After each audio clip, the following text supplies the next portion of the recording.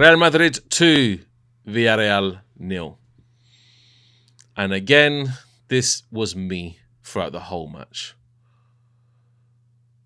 Sleeping as usual, bored out of my mind because this play is absolutely atrocious. It's absolutely horrid to watch. I can't stand it.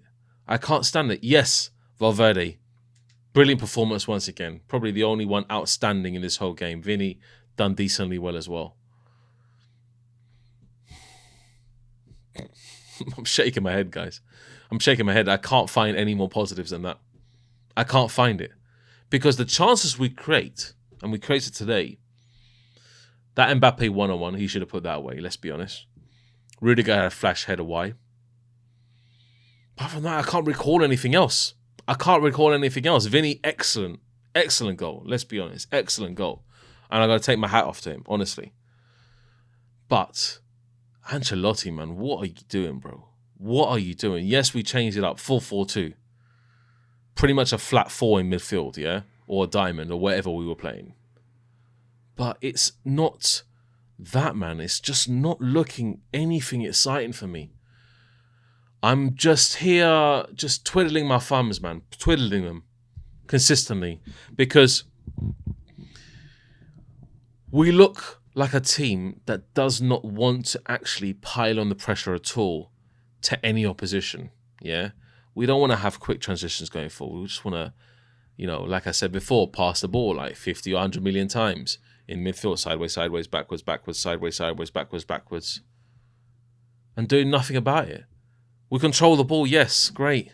Control the ball, hooray. In the first half, I think Villareal had more possession than us, yeah? And they had more of the clear-cut opportunities than us. Especially Pepe, man. Nicolas Pepe pretty much had more chances than Mbappe in that whole game to score. That's how bad it was, guys. That's how bad it was. That's the cutting edge that we're lacking up front, yeah? I'm not talking about Pepe. I'm talking about the build-up towards the front. The build-up is really poor. The creativity is really, really poor. I don't know what to say about this match, guys. I don't know what to say, man. You know what? I'm actually lost for words that this actually could be one of the shortest match reactions that I'm ever doing. But I'm not going to do that. Because, you know what? Barcelona's coming up. And luckily we have this international break. Maybe we can sort something out. Because Barcelona, at the end of this month, like I said, and Dortmund as well, is going to be the level that we have to look at, and the games, the barometer of performances against those two teams in particular. After those two games, I can evaluate again. I can reevaluate the situation where Madrid is at. Because if we lose to Barcelona at home, I tell you what, that match reaction, you do not want to see me. I'm going to be fuming. I'm surprised if the screen in front of me is still going to be standing. It's still going to be standing because I'm guessing about 80% of the fans, the Madrid fan base, is not liking what they're watching. And I just recirculate that. I recirculate it. Go on Twitter, go on online, and go onto forums, go onto Reddit, and you see that the Madrid fan base is not happy. And when they're not happy, Ancelotti's job is on the line. And I say it again, his job is on the line. Then we need to find a replacement. A replacement that is actually going to play attractive football, get results, and also win trophies. Because I'm telling you right now, Villareal, if they had a bit more cutting edge up front, if they had Ayoze Perez, trust me on this one, it would be a different ball game. It would have been a different ball game, especially with the chances they created in the first half when they were overlapping, you know, cutting us open. I'm just not happy, man. I'm not happy. Yes, we won. Yes, it's 3 points on the board. But is it a 3 points where I can say to the match like, oh yes, it was amazing from the team. It was a great collective team performance? No, it wasn't. It wasn't a great team collective performance. And without that unity, without that synchronization in the team, I don't see Real Madrid doing much this season, especially in the Champions League. La Liga, we can pull through. I think we can pull through because the quality, I'm saying in La Liga in terms of the teams playing now, not really that great, to be honest. I think it's just Real Madrid and Barcelona, going to slug it out until the end of the season. But Champions League is where it's at, man. It's where it's at, especially Dortmund. I think Dortmund's going to be probably, you know what? Villareal I thought it was going to be tough, yeah. Dortmund's going to be the toughest game yet by a country mile, yeah. By a country mile.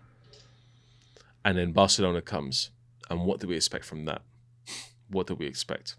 Not much, really. I'm just not expecting much. I'm just going to go into that game and just have a very, hard look at it and assess every player and see how they play and really just come to an evaluation. If the whole team is performing badly, then it's going to have to be Ancelotti's problem. It's an Ancelotti's problem. But if it's just I'm going to say it, yeah, if it was just one or two players just like not actually fitting the mold of the system, like Mbappe, yes, he performed really bad today, yeah. Alaves, he played decently. So if it's just one or two players that's not fitting the system correctly, and Bellingham also played poorly today, yeah, he was just non-existent. So that I can say Ancelotti just try and work with those.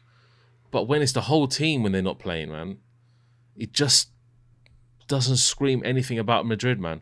It doesn't scream anything about us. Yes, I've read the comments, guys. Yes, Ancelotti's not played the most attractive football with Madrid. He did.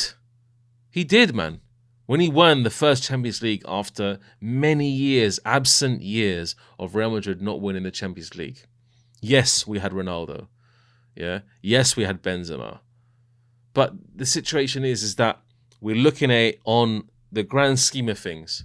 Yeah, and saying this team is not cut out for it. It's not cut out for it, essentially, under this manager.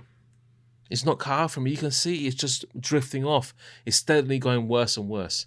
And if it steadily goes worse and worse, then we're going to have a huge problem come towards the end of the season.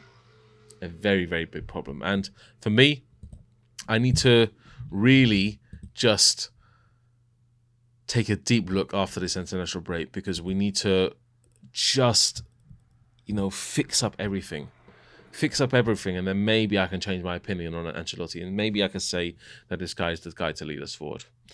Let's go on to play ratings, guys. Lunin, absolutely just same as always as Lunin, but decent when they had a few corners and opportunities. And you know what? Decent performance. I would say 6 out of 10, just average, same as usual. Carvajal, apologies honestly to him, man. I feel deadly sorry for him, especially at his age, and depending on what the injury is, I feel very, very, very sorry for Carvajal. I think, today he played really decently well. I'll give him a 7 out of 10 before the injury, and I just, I want to see him back. And now we're gonna have problems with Vasquez at the back. I think Vasquez against Barcelona is going to be an absolute bloodbath. So, yeah, it's really bad news for us. It's very bad news, and he could be out for a long time. If it's a season ender, then, yeah, just really, really, sorry for him and see where he takes from there. But, Carvajal, 7 out of 10. Tchouaméni, decent, actually. Quite decent. Cut a few opportunities. He let Barry through a few times, but decent nevertheless. I think 6 out of 10, average at best. Rudiger, quite decent as well. Had a flashed header wide from a free kick. So 6 out of 10. Mendy, I think he did get cooked quite a few times by Nicolas Pepe on that right-hand side. And yeah, I think I don't want to give him too much. I'm going to give him a 5 out of 10. Modric controlled the ball well in midfield, but nothing more than that, man. No creativity. So Modric, 6 out of 10. Valverde, man of the match, 8 out of 10. I give him. I think he was absolutely exceptional again once today. And like we say, man, constant 7 to 8 out of 10s. Camavinga, standard, really. Standard, average, 6 out of 10. Bellingham, I don't know what he did, man. He was non-existent in the game. Non-existent. I don't know what he offered today, to be honest. 5 out of 10. And it's kind of slipping off of Bellingham. I don't know why. But I don't know if he's enjoying himself too much at the moment. But we'll see anyway. I think the team is feeling the heat and pressure from the fans. So, a lot of the players are going to feel the same. Vinny, brilliant. Brilliant, brilliant, brilliant. Great goal. Took his goal really well. Made a lot of darting runs on that left-hand side, especially obviously in the two up front with Mbappe, and then obviously when Rodrigo came on as well. So Vinny, I'll definitely give a 7 out of 10. And Mbappe, 4 out of 10. I don't know what he's doing. I don't know what he was doing. Apart from just standing there, maybe a 3 out of 10. Maybe not even that. So Mbappe really poor, probably the worst player on the pitch. And I'm just not going to go through substitutes. That's pretty much it, guys. Because honestly, that game was too boring to call. I'm not really in the mood for it, man. It's just, I was falling asleep. I was just like this. I was watching the game, talking with Lee on the watch along, and we just came up with like multiple other different subjects because it's sad to watch this team at the moment. It's sad. Yes, we got the win. Yes, it's 3 points. And if anybody tries to come out and say that I'm negative or toxic or whatever, go and get stuffed. Honestly, I don't care, man. You can say it if you want to. Until I see some good football from this team, I'm not going to enjoy myself. Guys, Real Madrid, take care and peace.